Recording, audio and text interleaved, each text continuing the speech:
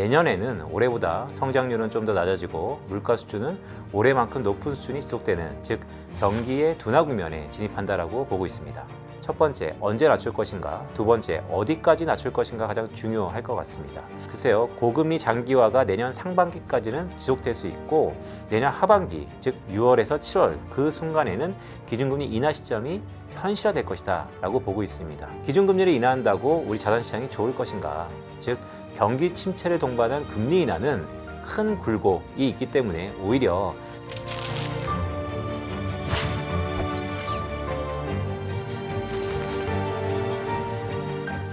네, 안녕하세요. 업라이즈의 빈센트입니다. 주식초등학교 구독자 여러분 반갑습니다.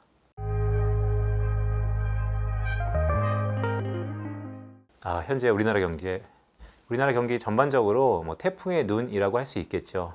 여지없이 경기 침체 국면에서 약간의 숨통이 튀었다라고 할 수 있는 2023년 4분기이지만 내년에는 올해보다 성장률은 좀 더 낮아지고 물가 수준은 올해만큼 높은 수준이 지속되는, 즉 경기의 둔화 국면에 진입한다라고 보고 있습니다. 미국 경기요.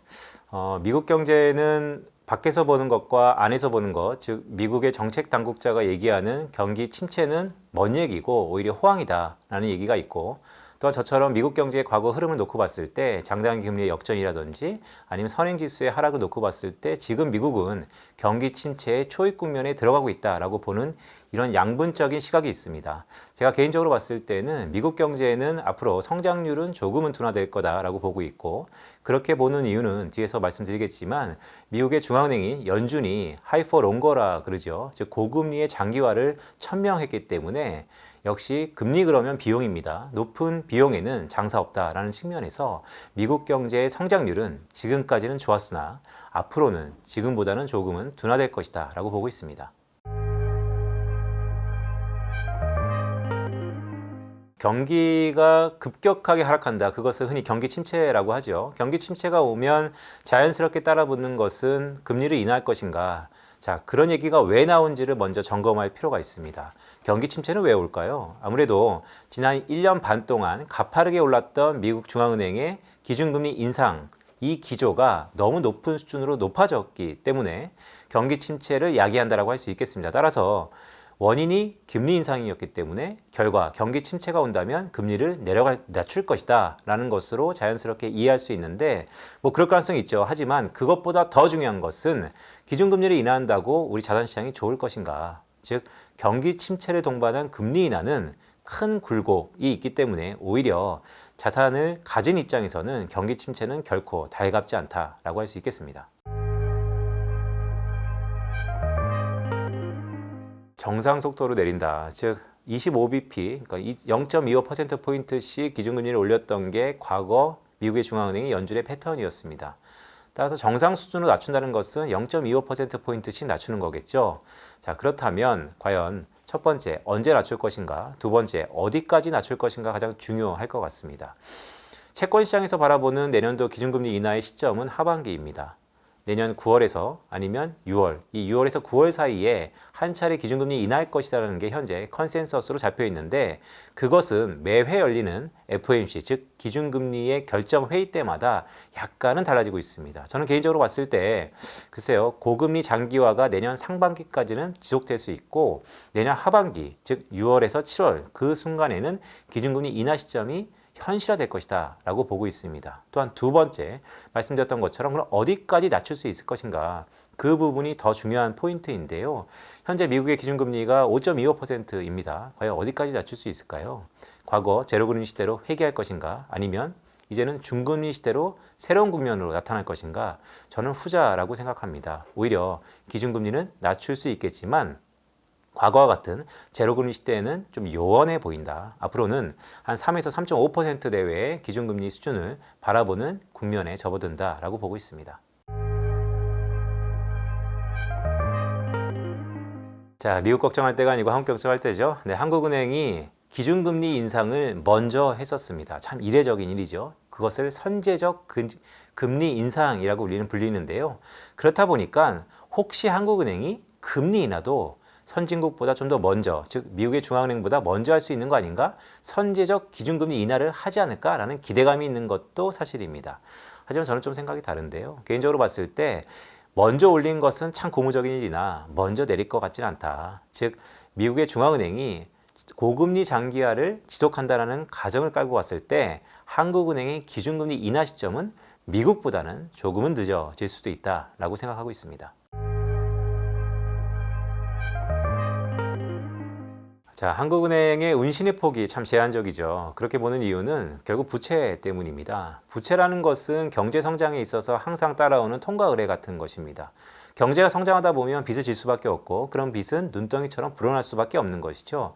하지만 더 중요한 것은 우리의 기초 체력 대비 가계부채가 크냐 많냐에 대한 기준선입니다. 그걸 흔히 가처분 소득 가계부채 아니면 GDP 대비 가계부채라고 우리는 표명하는데 둘 다 어떤 것을 어떤 기준을 갖다 붙인다 하더라도 IMF가 권고하는 임계치 즉 GDP 대비 가계부채가 약 한 80%를 넘어버리면 좀 위험한 수준에 진입했다라고 보는데 아시는 것처럼 한국은 GDP 대비 가계부채가 106%를 상회했습니다. 그런 측면에서 보면 이미 뇌관을 넘어 이제는 가계부채에 대한 부담이 한국은행의 통화정책에 대한 운신의 폭을 제한하고 있고 그런 의미에서 한국은행도 몇 개월 동결을 지속하고 있는 것이다 라고 할 수 있겠습니다.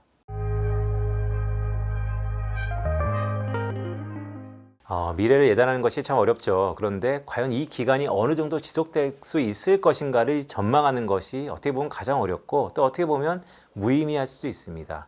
하지만 조심스럽게 미래를 예단해 보면 성장률은 어떨 것인가. 올해 한국 경제가 약 한 1.3에서 1.5% 성장할 것 같습니다. 그렇다면 내년에 한국 경제의 수준은 올해보다는 조금은 높아질 것 같습니다. 그렇다면 어느 정도까지 높아질 수 있을까?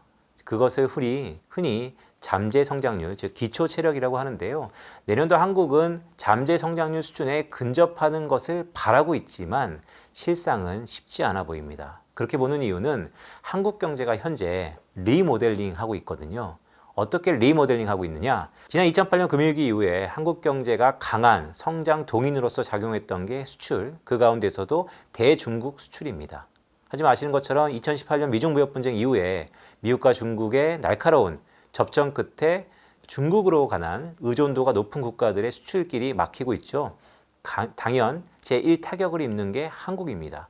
그런 의미에서 내년도에도 미중 무역 분쟁이 지속될 수 있는 것인가? 저는 지속된다고 보고 있고 그렇다면 한국의 대중 수출은 좋아질 수 있는 것인가? 저는 올해보다는 낫겠지만 그래도 큰 틀에서 미중 간의 패권 경쟁이 지속되는 한 과거처럼 괄목할 만한 성장을 보이기에는 좀 어려운 국면이 있다. 그런 측면에서 보면 한국의 내년도 성장세, 즉 저성장이냐 경기 침체냐를 차치하더라도 상장이 고전할 것이다 라고 조심스럽게 예단할 수 있을 것 같습니다.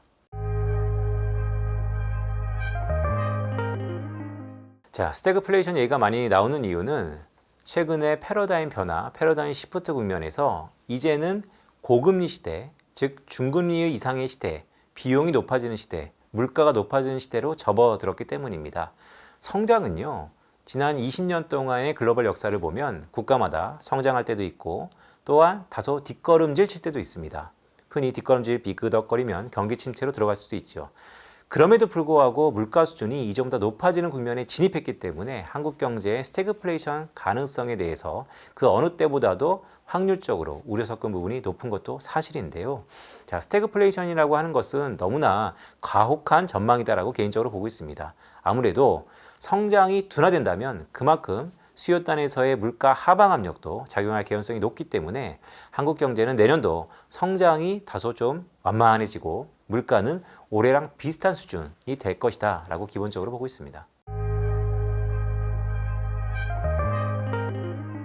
미중 간의 패권 경쟁은 역사적으로 보더라도 장기전입니다. 2018년부터 발발했기 때문에 현재 한 4에서 5년 정도를 흐르고 있죠. 자, 중간 평가를 하기에는 조금 시기상조다라는 생각을 갖고 있습니다. 그럼에도 불구하고 결과론적으로 봤을 때 미국 경제는 25조 달러의 큰 규모에도 불구하고 지난 3분기 성적이지만 4.9%의 성장세를 보이고 있고 중국은 과거 7에서 8% 성장세가 절반으로 깎인 상황입니다.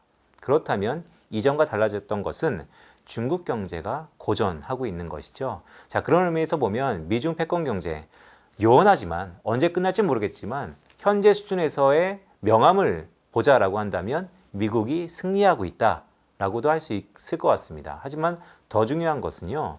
자, 그렇다면 미국이 완전히 중국을 꺾어 누르고 중국은 리세션을 넘어서 전 세계적으로 이 위치 자체, 포지셔닝 자체가 없어질 것이냐, 그게 더 중요할 것 같은데요. 저는 그럴 것 같지 않습니다.